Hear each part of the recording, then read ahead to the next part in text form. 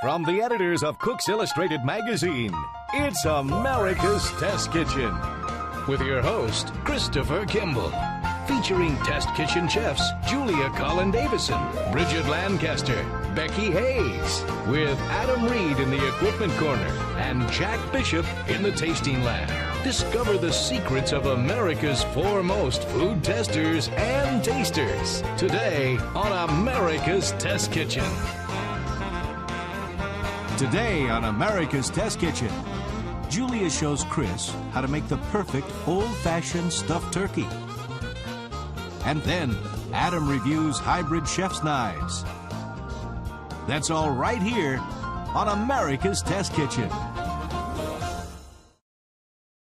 I grew up in a very small town in Vermont next to Norman Rockwell, and many of my neighbors were in his paintings. Carl Hess, who ran the Texaco station, is in town meeting. Floyd Bentley, I used to work for a farmer, was in Breaking Home Ties. Of course, I was in this very famous Thanksgiving scene myself. But memories of Thanksgiving aside, the reality is often very disappointing. Lumpy gravy like this, store-bought stuffing that's dry and overly herbed like this, and of course a turkey that's pale, not very crisp, and the breast meat is dry, dry, dry. So let's go into the test kitchen with Julia and figure out how to make a great Thanksgiving dinner worthy of a scene from Norman Rockwell.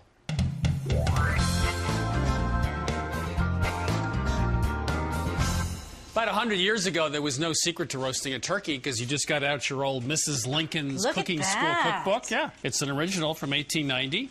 And here's the recipe for roast turkey. It's just a couple paragraphs. And it would just say, roast until the legs wiggle. And make a stuffing with some breadcrumbs and maybe baste it. And that was about all you needed to know. Well, of course, today in America's Test Kitchen, we don't think that way. So we're going to give you a 10-step program to the perfect roasted, stuffed, sauced and carved turkey. Everything you would ever want to know. That's right. All right, so we're going to start with salting the bird, and that's step number one, salt your turkey. I'm going to start inside the bird, and this is a tablespoon of kosher salt, and this guy is about 13 pounds. I'm just going to rub this salt all over on the inside, make sure it's nice and evenly coated, and now we're going to salt the meat underneath the skin and through the neck.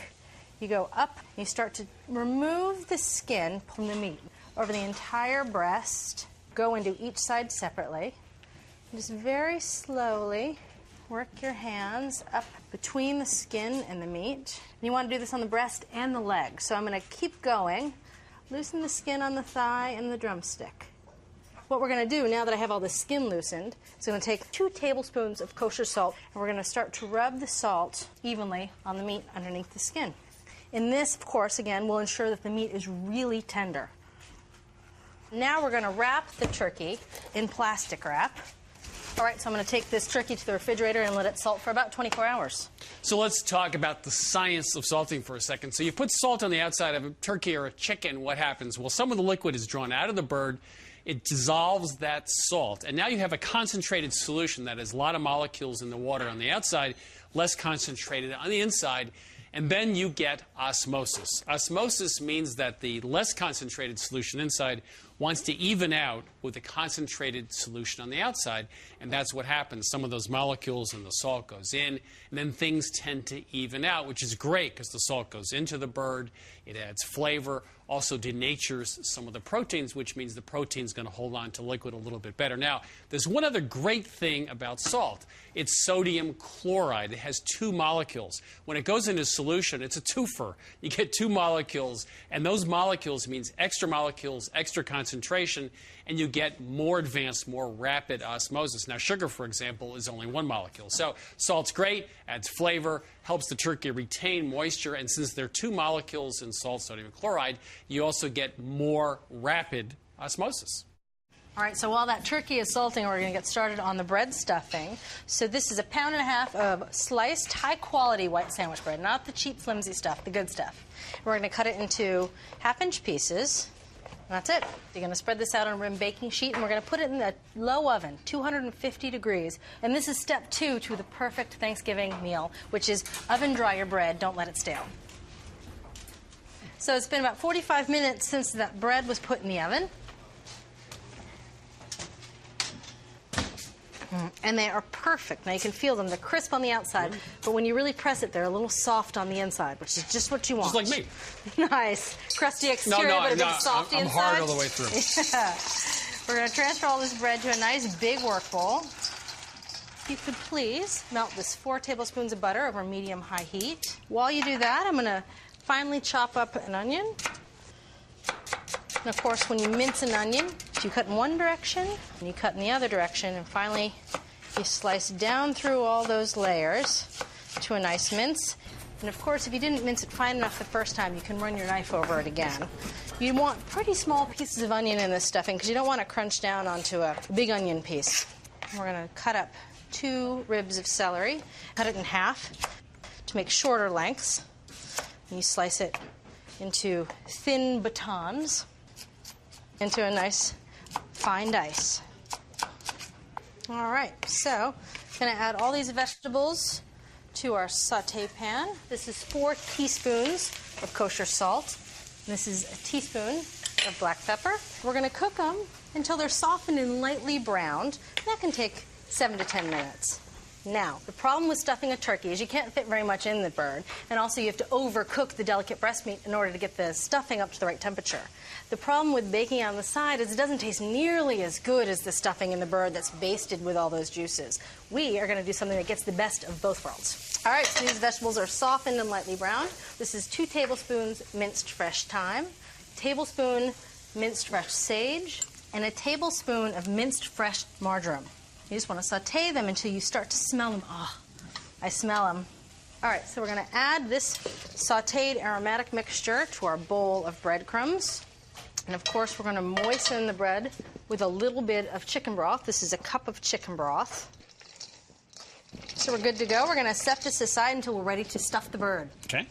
All right, so this turkey has been salted for 24 hours. First thing I'm going to do is tuck the wings back behind the neck. Of course, this gets them out of the way and leaves all this nice breast skin exposed so it can get nice and brown.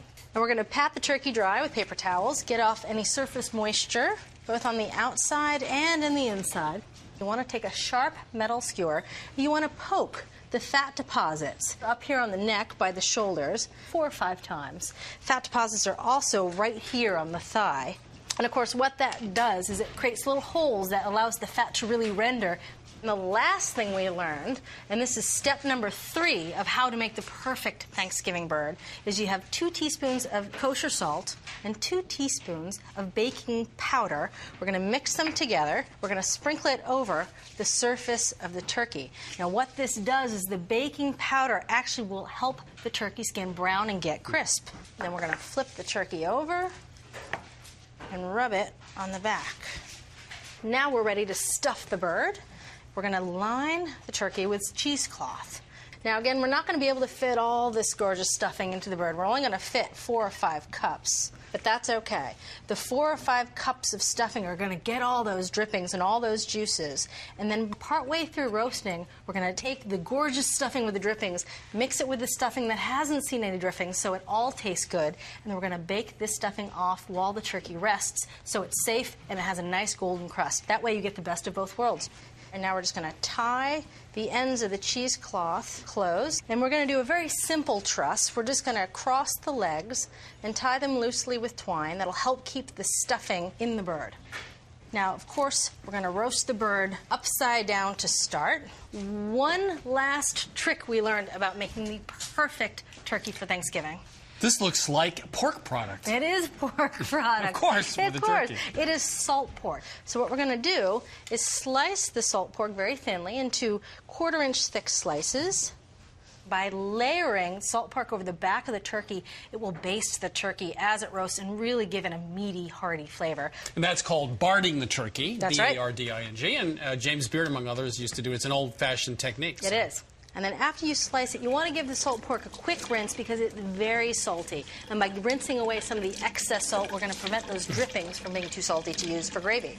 All right, going to pat these dry, and now we're going to line these up along the backbone of the turkey. And of course, again, this is step 4 of our perfect holiday roast bird, which is use salt pork to make the bird self-basting. So into a low 325-degree oven. So that turkey is going to roast for 2 to 2.5 hours until the breast meat registers 130 degrees. Meanwhile, I'm going to go visit